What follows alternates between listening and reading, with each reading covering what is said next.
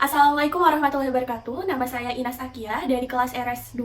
Saya akan memenuhi tugas Aplikom, yaitu wawancara salah satu staf tugas rumah sakit.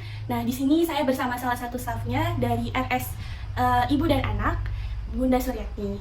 Sebelum itu, mari kita perkenalkan dulu ya untuk mbaknya. Ya, halo, assalamualaikum warahmatullahi wabarakatuh. Nama saya Azhar dari Mardia, biasa dipanggil Darin. Sekarang ini saya bekerja di staf kesehatan lingkungan di RSI Bunda Suryatni. Tepatnya sudah menuju 2 tahun ya, gitu. Oke, jadi kan biasanya kalau kesehatan lingkungan itu berkaitan dengan limbah ya. Hari itu saya mulai dari pertanyaan pertama. Baik. Biasanya sumber air limbah rumah sakit ini dari mana saja ya Kak sumbernya? Ini kan seperti yang saya bilang, ini rumah sakitnya ibu dan anaknya, masih kelas C gitu. Jadi rumah sakitnya masih kelas kecil, di mana fasilitasnya mungkin tidak selengkap rumah sakit yang kelas B atau A gitu. Jadi untuk di rumah sakit saya sendiri, fasilitasnya itu terdiri dari ada laboratorium, terus kebetulan di kita juga nggak ada radiologi, terus ada laundrynya juga kita kelola sendiri, terus ada farmasi juga, terus rawat inap dan poliklinik yang rawat jalan ya, gitu sih. Sama beberapa kegiatan seperti mungkin operasi dan lain yang nantinya limbah-limbah tersebut akan dialirkan juga di dalam satu tempat, yaitu IPAL atau instalasi pengelolaan air limbah. Oh, baik. Kalau untuk dari rumah sakit kakak sendiri, bagaimana sih cara yang tepat untuk mengelola limbah rumah sakit ini?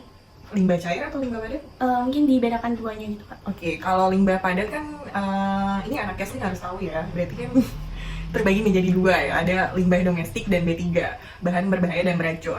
Kalau domestik tuh yang seperti kita tahu, limbah hasil kegiatan-kegiatan sehari-hari yang sifatnya organik dan tidak mengandung bahan berbahaya gitu, jadi masih aman untuk dibuang gitu.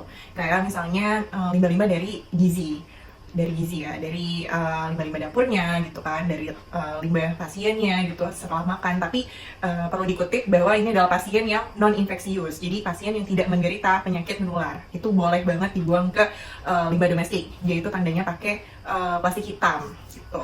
Nah, kalau untuk limbah bahan berbahaya dan beracun, nah ini yaitu biasanya dari unit-unit keperawatan. Nah ini untuk packagingnya sendiri ini beda-beda nih. Misalnya limbah tajam itu biasanya di safety box.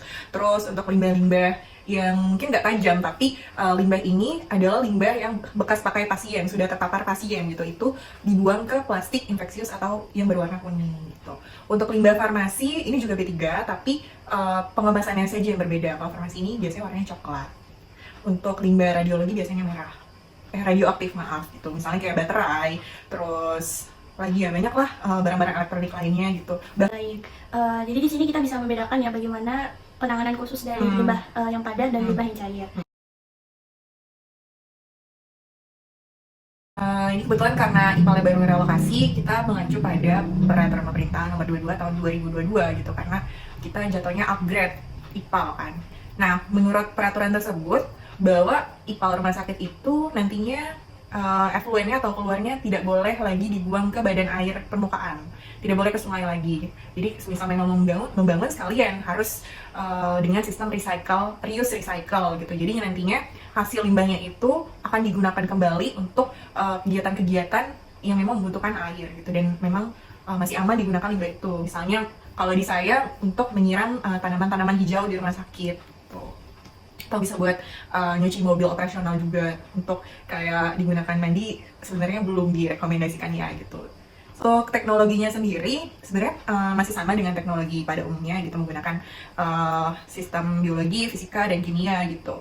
Untuk fisikanya sendiri mungkin kita pakai kontak dengan oksigen gitu, jadi kolam itu dibuat banyak gitu, sehingga nanti ada kontak dengan air atau disebutnya dengan aerasi. Jadi air limbah itu akan bertabrakan dengan oksigen sehingga bisa menurunkan kadar-kadar tertentu gitu, dibantu dengan oksigen karena teroksidasi.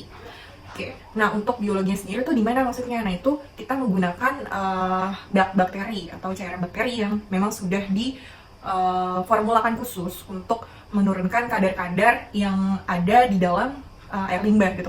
Kalau untuk kimianya mungkin di sini ya jadi kita tuh ada tank klorin pump, itu tujuannya untuk menyuntikkan klorin dengan formula tertentu supaya amonianya turun. Karena Kita lanjut ke pertanyaan selanjutnya. Biasanya ini dari penanganan limbah rumah sakit ini ada penanganan K3-nya nggak? misalnya seperti harus memakai APD atau baik. alat-alat yang lainnya gitu. Oke, untuk yang tadi Mbak bilang benar gitu, ini sangat melibatkan K3RS. Memang Kesling dan K3 sangat berkolaborasi gitu untuk menangani hal-hal ini. Karena apa? Yang tadi untuk limbah bahan bahaya dan beracun gitu kan, itu nggak boleh sampai terpapar ke kita secara langsung. Jadi gimana caranya kita mencegah supaya tidak ada hal-hal yang merugikan gitu. Berarti dengan cara menggunakan alat pelindung diri. Nah, nantinya tim K3RS dan Kesling nanti akan menyusun standar prosedur operasional tentang bagaimana sih cara menggunakan APD dalam menggunakan kegiatan A, kegiatan B, misalnya pengangkutan dari unit-unit sampah B3 ke TPS sementara B3. Itu gimana nih, CS harus pakai apa aja nih? Oh, ternyata harus pakai handscoon, harus pakai apron gitu. Jadi sudah disesuaikan, itu memang harus, karena kalau enggak nanti bisa apa ya, menyebabkan bahaya kerja sih itu.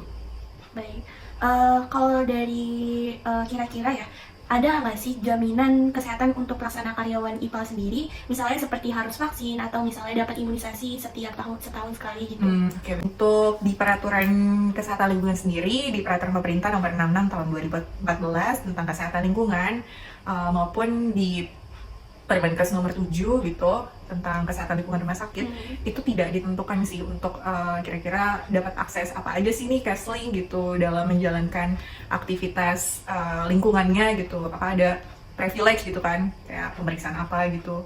Nggak ada sih untuk hal tersebut. Mungkin itu bisa diajukan ke tim HRD atau sumber daya gitu untuk dilakukan check up secara rutin gitu. Jadi kita yang mengajukan secara pribadi. Kalau memang dirasa itu perlu. Tapi kalau secara baku di peraturan memang nggak ada. Kecuali kayak penjamah makanan tuh di dapur itu ada tuh swab rutin, swab anal swab gitu-gitu. Tapi biasanya nggak ada sih. Oh, baik. Kalau untuk monitoring kualitas air limbah dari RS Bunda Suryatni ini dilakukan berapa kali seminggu atau mungkin per bulan gitu? Oke. Kalau dari peraturan sendiri minimal 1 bulan sekali, 1 bulan sekali. Itu harus memakai jasa laboratorium lingkungan yang memang sudah terakreditasikan.